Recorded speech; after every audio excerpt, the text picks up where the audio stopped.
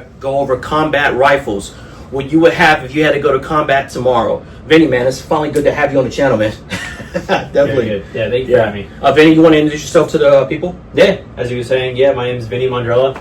Now new member of War Machine Company. I'm in the Air Force. I've been in for 7 years now. I'm originally from Florida. Now we're in North Carolina where we met. It's just cool to get to share and teach, teach other people and both share our knowledge about guns because we have so much love about them. So, it was cool. We both met at a bar and we did, didn't we? It was just fun. But it's cool because he's Army and I'm Air Force. So, different aspects, but we're still the same at the end of the day. So it's nice to still hear different dialects and what he knows knowledge-wise and what I know knowledge-wise. So it's cool. Obviously, we know obviously our viewers are vast variety. So very vast. So in the gun community. So obviously we're not cops, so we don't know cop lingo, whatnot. But it's cool just to hear everyone's different aspects. So Well, nice. Vinny, man, it's good to have you finally on the channel. Thank you. You guys probably know me, see me already on the channel. David Angels, guys, War Machine Company, Army veteran, 11 Bravo, 92 Alpha, and tactical trainer. So definitely, let's get into combat rifles. Great. Pretty much, I wanted to do this video on combat rifles to pretty much, if shit would hit the fan tomorrow, martial law, any type of zombie apocalypse, we say that, but any type of real economic crash, what is the rifle that you're going to grab? We all have a collection of conglomerate of things in our safe, but we can't take all of that shit with us. So if you had to grab one combat rifle, what would it be? Definitely. You want to go first? You want me to go first? Okay. Dive in. Definitely. So when it comes to a combat rifle, guys, I go with what I've been trained with. I mean, you don't have to be in the military or you don't have to be law enforcement, but I go with what I was trained with. I did 10 years in the Army. Once again, I did 11 Bravo and I did the 92 Alpha Quartermaster. So I go with the platform I've been trained with. All right. And the platform that I've been trained with is the M4. All right. The M4. Like I said, the reason I chose this is because what I've been trained on. If any type of martial law or something would have happened, this is pretty much the combat rifle that's going to be, if you had to pick up a National Guard's rifle, a guardsman or reservist, this is pretty much what they're going to have. Or anyone in the military. Or anybody in the military. Right. It's either going to be some type of Colt or FN, M4A1, or it's going to be like a Daniel Defense. But pretty much same platform with a 14.5. So I'll be going into that here in a little bit. But you want to show the viewers what you chose? So this would be mine. What I would more expedite and use. Do you want to go into a little bit more detail about what you have right now? Just quick setup on yours. Quick. So 14.5 with the SOCOM barrel. Normally the Colt 14.5 does not have a free flowing barrel with the handguard. I think it's either a RAS system. I actually changed mine out for the Daniel Defense Omega Rail just so I can get that free floating. So I get a little bit more accuracy with my barrel. And if I decide I want to lay it on the barrier, I don't have any type of harmonic problems. So I do love the SOCOM barrel. It's a little heavy, a little more heavy. It does make the rifle a little more heavier, but with that barrel, it lasts longer. It's chrome line, and I mean, you're talking sub MOA. Sub MOA with this barrel. Does having a good barrel matter in combat? No, it doesn't. No. And we'll talk about that in the video. It comes down to fucking training. Down the line. Pictures on display a little bit. Dive in some key points. Definitely. We'll that's right here for put on display here. All right, guys. Okay, and this is pretty much how I have my rifle set up if I would have to go into combat or any type of situation. So from tip to butt, I'm not going to go over this rifle in detail. I will be filming another video on that, going over the M4A1. But if you guys are familiar with the M4A1, it's 14.5 SOCOM barrel. And the way I have mine set up, pretty much, you got to have your flashlight. You can't at night you can't shoot what you don't see. Pretty much. Like I said, I have the 14.5 chrome line SOCOM barrel. Coming back here, I have a Unity push button. The Maytech sight. I didn't have any furniture enough furniture room on the back. So I kind of put mines up here where you can still, if I had to take this off, Yeah. I could still co-witness from my rear to Mhm. my front A2 sight. But other than that, I pretty much had to take off my Seymour sight. I chose the Seymour sight because of the field of view. Mhm. I get the best field of view from. You don't get tunnel vision from looking down the scope. Right. But like I said, it's your cup of tea, right? Right, So right. It all really depends on how you train and what you feel like it. So, Right. like you said, so obviously I love the way you have this set up too. It's Okay. very cool. Yeah. It's got kind of a retro vibe, Yeah. but it also has a modern day type look to it That's as well. true, yeah. So like obviously we have two different aspects on styles. Like obviously his is a 14 and a half like barrel. So Right. but obviously he has suppressor it's ready for suppressor. Right. Yeah. So Um I didn't even go back to that. Yeah. I didn't talk about the coming back. I didn't talk about the muzzle.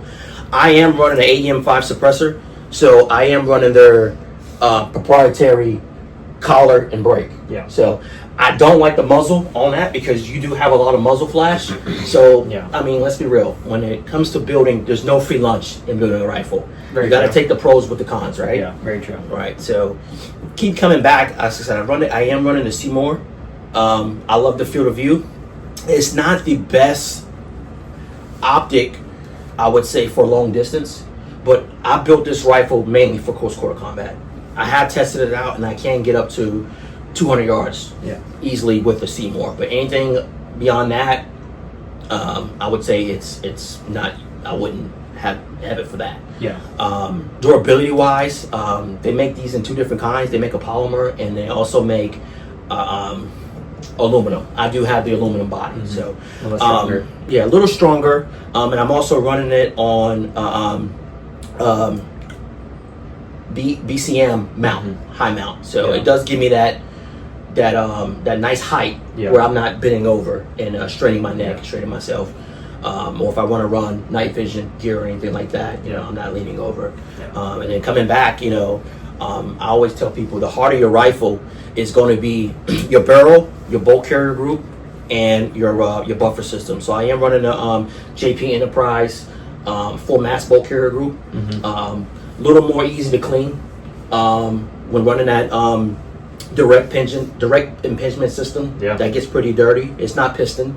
So, but over time, we, the U.S. Army and civilians learn how to pretty much upgrade the M4A1 to kind of counteract the problems it had back in like the 60s and stuff like that. So people say, well, direct impingement system for combat is not as proficient as a piston system, but I disagree. Yeah. Direct impingement system has been killing people for fucking years, and that's what I go with. It works, right? It works. It works, man. And Yeah. if it's not broke, you don't have to fix it, right? That's a good point. Yeah. So, and then coming back to my buffer, I am running a Valtor A5 system, which pretty much keeps this firearm flat.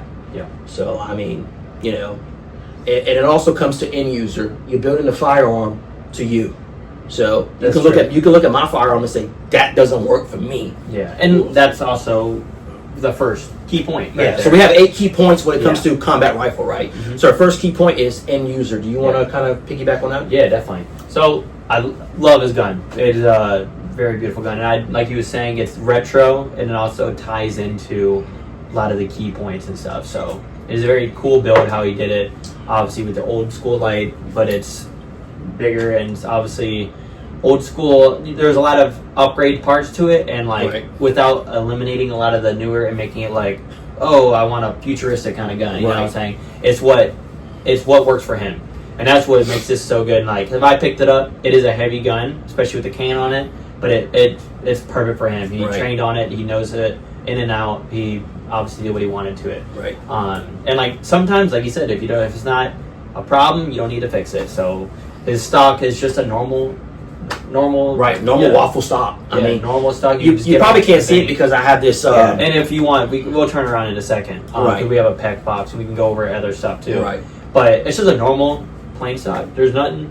You didn't need to change it. He doesn't need something crazy. He doesn't.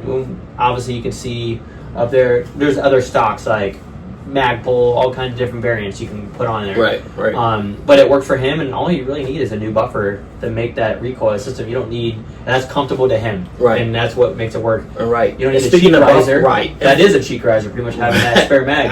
Right. I could use it for a cheek riser a little bit, but it's a spare mag. But it also keeps a little bit of weight. Yeah. To kind of counterbalance the weight on the rifle. Yeah, because like you said, you have to account. There's no suppressor on this right now. Right. So once you get that can on there, it's going to be a little top heavy. And obviously, what you have up here and stuff, it's going to be nose heavy. Right. So you want a little bit of weight in the back to help equal it out, holding it like directly in the middle. Right. Perfect. So, but like you said, end user, that is what works great for him, and that's why I have mine. I have a little bit lighter. What I style, even though mine's a little bit longer, it's just a little bit lighter than his, and obviously not fully finished of what I want yet on my aspect, but I know for sure this is what I would be using. Okay. That's what we mean by end user. It's literally how you portray it. Right. Yeah. You could copy somebody's rifle on the internet, right? But I mean, they have theirs built to, their body type, their weight, their height. It's built for them, the end user, and we'll go into mission and application as well. Yeah, and we'll cover quality, all kinds of stuff. So, so you want to go? You want to show the people how you got yours? Do you want to spin yours around? Actually, talk about your PEC box and some other stuff on the other side. Oh yeah, sure, definitely. I can kind of spin this around a little bit. I'm also running a PEC 15.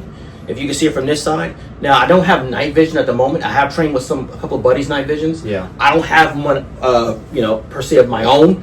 But once again, when you're in the field, anything can happen. You can acquire somebody's night vision. Okay, you might not be able to acquire a rifle that has a PEC 15, but why not have it up there where you're ready to go? If you acquire somebody else's night vision in the field, they drop it or you put them down, you pick their shit up, and you already have what you need to equip and go with the night vision. So that's kind of why I have the PEC 15 as well. Also, it has the visible laser. So if I just want to clear a building and I don't want to use my my Seymour sight, I can turn on the visible laser and I mean I got it zero for 25 to 50 yards, easily for close quarter combat. So wherever that red dot's on, that's it. You know what I mean? So definitely, you want to go over your setup? Definitely. You have a Geisy trigger too. Yeah, I do have a Geisy. I didn't want to go over this. Vinny, you're killing me right now. I did not want to go over the bill from like Grantham would say, from tip to butt. Yeah. But I do have a Geisy trigger. They're great. They are great. They are great. They're great triggers. But nothing wrong. Nothing wrong. Yeah. Great reset, great creep, and great take up on the trigger. But you can have a Geisy trigger. It doesn't matter if you don't have the proper training. Correct. Yeah. It doesn't matter. I can have a mil spec and still shoot just as well. Yeah, exactly. Because I was just diving into it because I'm about to go over a little bit with mine. Too, okay. Why I chose mine. Yeah, it's a great trigger. Yeah. So you want to go ahead and let the people know how you got your combat rifle set up? Yeah, sure. Definitely. So mine's just a Diamondback. Like I said, we'll get over quantity later. Why I chose more of mine. Right. It's just super light. I love it. It works great for me. Like I said, I'm not fully finished with what I'm done yet with mine. Quick key points. It's a 16-inch barrel. A little bit longer than his without a can. Right. But mine's more of a medium, long range type build, and he can use his for CQB or. Right. Well, let me go on that. I hate to interrupt you. So there's a misconception when it comes to a 14.5, 11.5, 10.5, or just a standard 16-inch rifle, that you can't fucking do close quarter combat with a 16-inch rifle. You fucking can. Operators, special forces guys have been doing that for years before they even chopped it down to a 14.5. Yeah. So. Yeah, I'm just saying that's why what I chose as mine. I can use it for whatever I need to. It will get the job done, believe me. But yeah, so obviously a little bit more. What else I have? I have a Olympus 9 gas system in the front, and then also an H2 buffer in the rear. Okay. I chose the upgraded gas tube because I am going to put a can on it. Okay. So, and it's Olympus 9 is adjustable, so it's nice. It will help mitigate that gas. Won't be super gassy. Nice. On my eyes or whatnot. Nice. So that's why I chose that. I need to get obviously a new flash hider to put it for a quick disconnect from my can. Okay. What I'm going to put on it. Sweet. The Radiant. I have a Radiant Raptor on it. Charging handle. Has fins in it, helps it mitigate some of that smoke. Like I said, gassy, just a little more to get it out of the way. Right. CMC trigger, it's like a 2.5 pound trigger. Flat trigger, that's why I was getting into his a little bit. Right. Yeah. See, you have the aftermarket trigger on that. That's nice. Yeah, that's nice. And that's why, like, it's how you train too. So I train with it. It's great. And I have a couple other of my builds. I also have a couple Geisleys, all kinds of different style triggers. And I just love flat place triggers. I think it feels good in my fingers, and it's good to get on target and quick response with me instead of a curved trigger. But that's just my, like I said, end user. That's what I like. Okay. Like I said, it's my build, my style. Obviously, I don't expect everyone to like this style. But it's just like how I trained, and I know I'm going to be pretty fucking good with it. Right. What optic are you running up? Yeah, SIG Romeo 5 on it. It's a little high rise, so I can still use my normal sights if I need to. Right. There's still cold witness. I see that. You still got the cold witness. Yeah, I can see right through if, God forbid, battery dies or whatnot. But yeah, I do like it. It's great. It just does what I need for it to do. Yeah.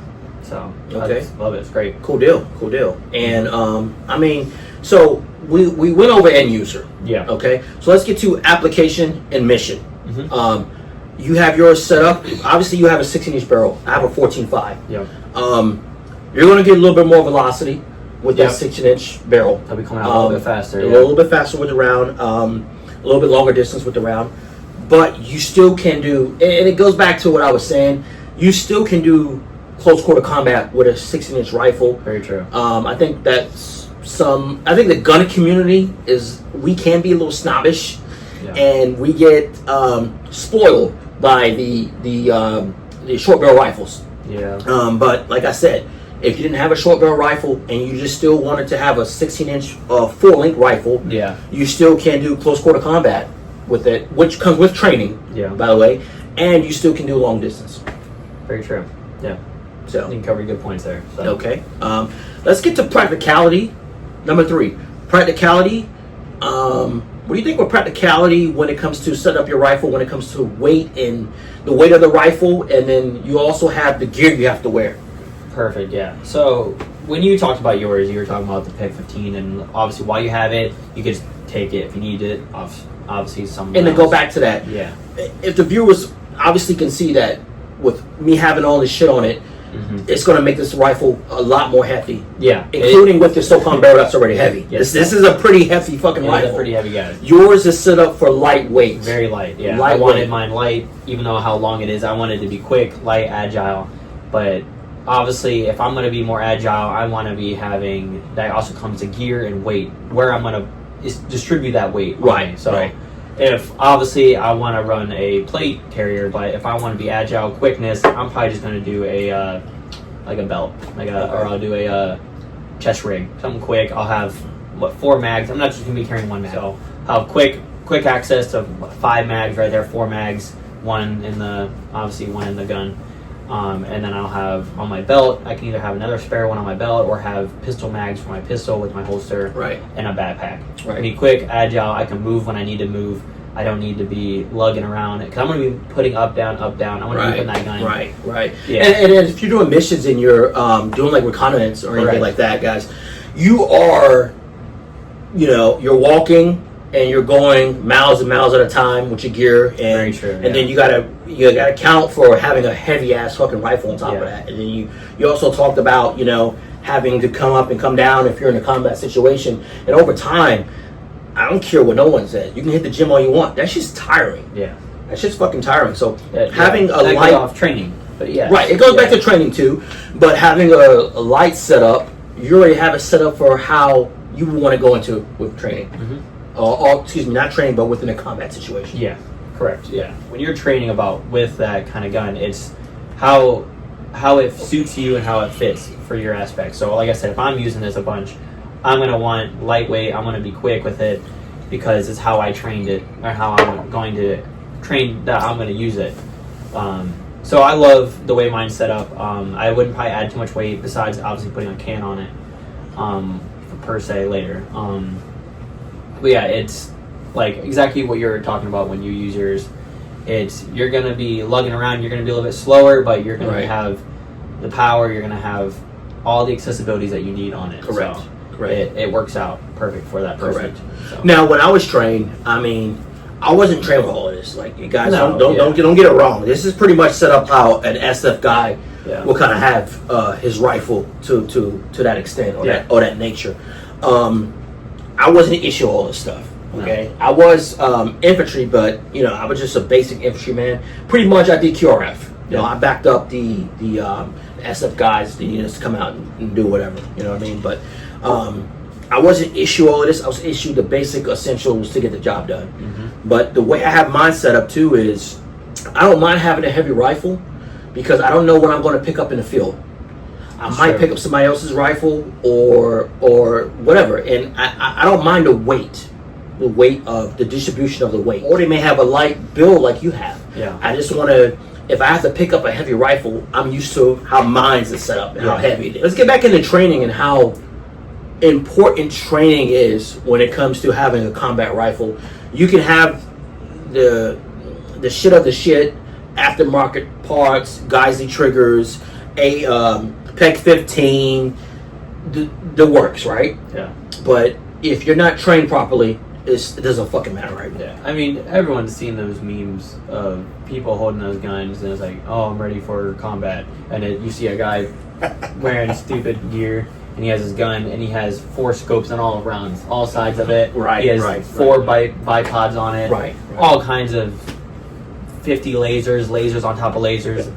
You know what I'm saying? You don't need all that, but to an extent, it is good to have some of that stuff. And if you want to train like that with a Lego built gun, right? Pretty much. You know what I'm saying? Right. That's you. That's on you. I mean, like I said, this is my build. I don't expect everyone to like it, right? But I know this is comfortable. I know I'm going to be pretty accurate, pretty good with it. So training is definitely a fucking key point. It doesn't matter what rifle you have. It doesn't matter what brand. We'll get into that too, brand and quality. Yeah. But it doesn't matter if you have fucking Daniel Defense down to Palmetto State. And I'm not saying Palmetto State is cheap. No. It's affordable. Very true. It's affordable, okay? But it doesn't matter if you have Daniel Defense, Bear Creek, all those gun companies are great companies if you're starting out, or even if you want to modify it and do whatever you want to do. But we'll get to that. I can go get a $5,000 gun and go to the range and have no training with it and get outperformed by someone that has a $400 AR. Right. They could shit on me all they want, run circles around me. Right. Guys, again, you can have this set up to the max, all the way.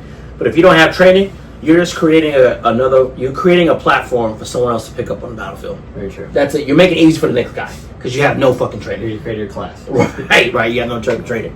So that was number 5. Let's go to number 6, where is it important to have the rifle properly balanced? Yeah. What is your opinion on that? Like I said, it's with, like he said, if he has the can on and he has that spare mag, it's good to have that. Nah.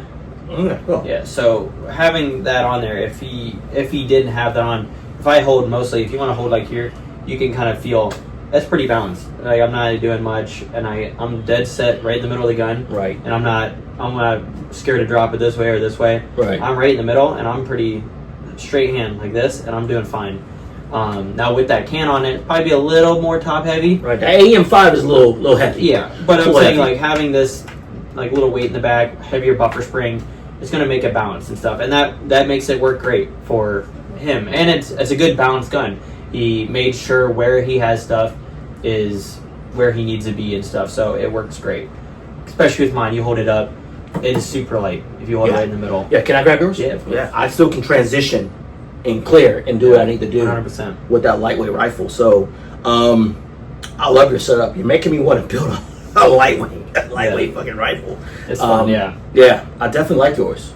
Appreciate it. Definitely. And yeah, that's where we're going off property balance. Like I said, that tease with training. If you train with obviously what you got, you're gonna be pretty good. Right. Yeah. Quality is a big one. So, I mean, I always have a motto: buy once, cry once. Like I was telling him. Yeah. Like I said, if you buy something like this, and that's fine. If you want to buy all this money and you train with it, oh God forbid, you know what I'm saying. But like I said, if I was out somewhere and I had a $400 gun and I train with it and I'm good at it, I could be John Wick around the corner and run circles around anyone, or they can run circles around me if they have a cheaper gun. It really depends. There's always be someone better, Right. faster, stronger out there than Right. you. 100%. Right. So we went over end user, we went over application, we went over practicality, pretty much, which when it comes to weight and gear, we went over accessories, all right, with the M4 or AR-15, kind of same shit. Correct. We went over training. We said training is fucking key. We went over having the rifle properly balanced, okay? And then we went over quality. We went over, quality, and I think the last key point is, why did you choose the rifle to, out of all the rifles in your A safe. in your safe, right? If you had to pick one, you can't take the whole safe with you. Correct. Why'd you pick that? And honestly, I'm gonna tell you why I picked the M4. I mean, I love the AK-47, but I picked the M4 not because I only trained on it in combat, but when it comes to geographically, right? We're in the United States, greatest country in the world, and the M4 is America's rifle. Yeah. Okay, it's America's rifle. So if something were to happen, like I said, you got guardsmen that are using this rifle. You have reservists that are using this rifle. You have civilians that, even if it's down to their MMP Sport, It's an easy platform. right? It's an easy platform. I can get the ammunition for it in the field if I need it. If I need to grab a bolt carrier group from someone else's rifle, gas tube, whatever I need to grab, I can get it. Very universal. I can get it. Very universal. And I chose it because of the demographic and geographic where I'm at. 100%. Right. If I was living somewhere else, maybe an AK-47. Yeah. But here, I mean, the aftermarket parts, you don't have to be a fucking gunsmith to work on it. The M4, if you want to piggyback on that. Yeah, it's a very simple setup, per se. Like I said, ours was different, but very much alike. And geographically, like we were saying, which is our key point 8, it goes over caliber, why, and True. accessibility, right? True. So, True. why 5.56 is such a mass variety of ammo. Like, Right. what are the most common ammo you're gonna find? 9mm, like 5.56, 223, and 7.62 by 39. And obviously, your military is gonna have 308, which is 7.62 by 51. Right. And then you got the new round. It's not really new, but came out a few years ago. You got your Creedmoor round, your 6.8 Creedmoor and all that stuff. Or the 8. It's not 6.8, 6.5. Excuse Yeah. me. 6.5. Then you got 6.8 Grinnell. Yeah. Right. Yeah. Right. So I'm saying those are a little bit more expensive, not budget friendly, really. Also, it's not per se. It's going to be a little bit harder to find if you're in one of those predicaments or vast varieties of what we're talking, like a battle rifle, of where I'm going to be using mine or whatnot. So it really depends. So that's why I chose a 5.56 barrel and stuff, because 5.56 and 223 are going to be most commonly easier to find. True. If I Very need true. to do stuff. And like I said, it doesn't matter if I come across someone using like steel mags or Your PMags, right? mags or whatever. I could literally put any kind of style mags in mine, per se, if I need to pick up someone. Right. And I chose the 5.56 barrel, which I don't want to say I don't understand why people don't just get the 5.56 barrel initially. Right. But if you get the 223 barrel, like I said, you limit yourself to only 223 instead of using 5.56 and 223. Right. So when I get 5.56, I can use vice versa. Or if we're like training, or if we're teaming up and I'm out of ammo, Right. I can throw you a mag. throw me a easily. mag, Right. and I don't have to be like, all right, toss me a mag, and I catch it and be like, Right. wait a minute, is this 223 or Right. 5.56? I don't know if I can run this with my gun, Right. and damage right. my shit, Right. So, Or if you're running like an AK and I'm running. yeah, then I would be fucked. Right. Like, If I'm running an M4 and you're running a fucking AK, you're like, like, I hey, got I'm a out. pistol. Right. Handle business, man. Yeah, handle business. But that's what I'm Right. saying. Then you have to go to your sidearm. Yeah, and then Right. and then he'd be handling business, and I would not. I'd be out of the fight, per se, or I'm getting up close and personal. But that's what I'm saying. That's why I have a 5.56 barrel. I could use either or. Ammo, I don't have to worry about if it's 5.5. It's very hard to tell the difference between 5.56 Right. and 3. Right. But But at that point, you're in combat. You don't fucking care. no, You just yeah. want something that's gonna fucking run. Yeah, exactly. You know what I That's mean? why I wanted diversity. I can still use 2 different kind of ammos. It's such a common caliber, easier to find. What per se, of what going on. So, and yeah, accessibility. It's just such it's a gun that's out there. You can get it anywhere. Right. Civilian, military, Right. law enforcement, Right. police Right. officer, anywhere. Right. Geographically, I think this is a great caliber for me, and why I chose this, and key points. So Awesome. Yeah. Awesome. Wow. So definitely geographic does play a part. Big part. So, man, awesome, man. Well, man, we pretty much hit combat rifle on the head. Guys, if we missed something, definitely let us know in the comment section. Yeah. And definitely let us know how you have your combat rifle set up. Yeah. Remember, you can only fucking grab one. You can't grab more than one rifle, okay? Yeah, If you can only grab... Right. If you can only grab one rifle out of your safe, what would it be? I don't care if it's an AK-47. I don't care if it's an M4, if it's a piston or direct impingement. Yeah. If you had to grab fucking one, what would it be? And or what caliber. Caliber, right. And what do you trust your life with? Honestly, comes out of that too. What you're trained with and what you trust your life with. That's very true, yeah. Right. Yeah. So, Vinny, man, damn, it's good to fucking have you finally on the fucking channel, Thank man. you for having me, yeah. Hell yeah, man. Like you said, like and subscribe, and definitely would like to hear your builds and stuff. And until next time, we'll have another good topic. Definitely, guys. Yeah. War Machine Company, we're out, guys. But definitely hit the like, subscribe, and definitely comment below and let us know how you have your setup. And once again, David Angels, War Machine Company, and Vinny Mondell, War Machine Company. Yeah, awesome. All right, guys. Thank you, guys.